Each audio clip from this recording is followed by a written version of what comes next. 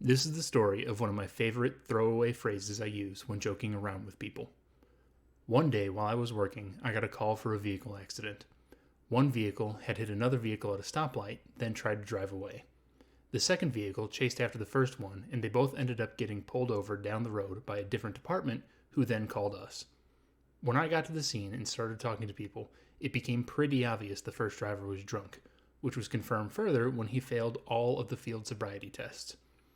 The first driver was put into handcuffs, which is when a lesser form of incarceritis flared up, the handcuff complaints.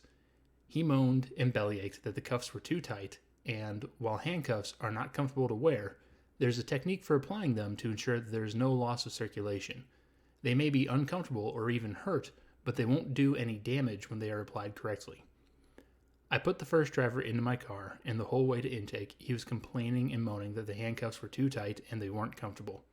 Eventually, I told him, "Yeah, well, the fuzzy ones are more comfortable, but I've been told to stop using them at work." He said, "Oh, you think you've got jokes?" I replied, "Yes, I do." He told me, "Well, you wouldn't like being the one in handcuffs." And then, while driving, I turned and looked him dead in the eye and said, "You don't know my life."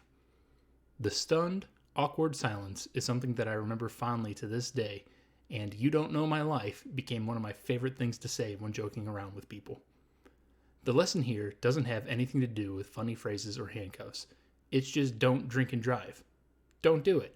Simple as that.